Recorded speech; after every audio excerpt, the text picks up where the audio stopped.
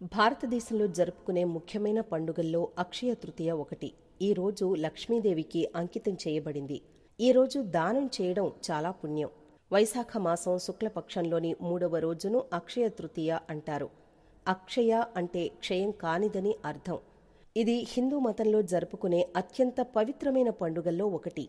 ఈ సంవత్సరం అక్షయ తృతీయ మే 10 శుక్రవారం నాడు జరుపుకుంటారు. అక్షయ తృతీయను లక్ష్మీ దినంగా పరిగణిస్తారు. అందుకే ఈ రోజును చాలా పవిత్రమైందిగా భావిస్తారు.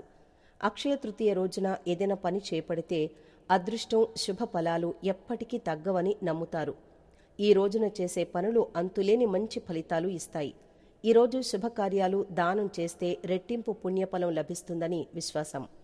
ఈ శుభ ఫలితాల ప్రభావం ఎప్పటికీ అంతం కాదు. జపం, తపస్సు, దాన ధర్మాలు మంచి ఫలితాలను ఇస్తాయి. అక్షయ తృతీయ నాడు ఏదైనా కొత్త లేదా శుభకార్యాలు చేయడం చాలా శుభప్రదంగా పరిగణిస్తారు. ఈ రోజు మీరు ప్రారంభించే ఏ పనైనా విజయవంతమవుతుంది. ఈ రోజున జపం చేయడం, తపస్సు చేయడం, దాన ధర్మాలు చేయడం మంచి ఫలితాలిస్తాయి.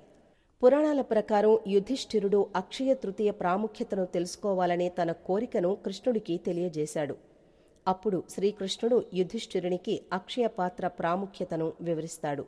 ఆ రోజున స్నానం, జపం, తపస్సు, యజ్ఞం, ఆత్మాభిమానం, పూర్వీకులను ప్రార్థించి దాన ధర్మాలు చేసిన వారికి శాశ్వతమైన పుణ్యఫలం లభిస్తుందని శ్రీకృష్ణుడు చెప్పాడని చెప్తారు. అక్షయ తృతీయ పురాణం.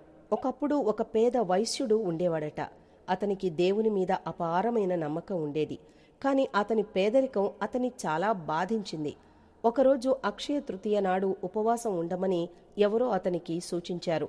ఆ రోజున గంగా స్నానం చేసి దేవతలను పూజించి దాన ధర్మాలు చేయమని చెప్పడంతో అతను ఆ విధంగా పాటించాడు. వైశ్యుడు అతని తరువాతి జన్మలో కుశావతికి రాజయ్యాడని నమ్ముతారు.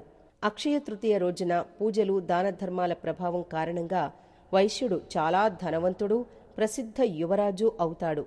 అందువల్ల ఆ రోజున దాన ధర్మాలు చేయడం, బంగారం కొనుగోలు చేయడం వల్ల లక్ష్మీదేవి అనుగ్రహం లభిస్తుంది. శాశ్వతమైన ఆనందం, శ్రేయస్సు, సమృద్ధి లభిస్తాయని చెబుతారు.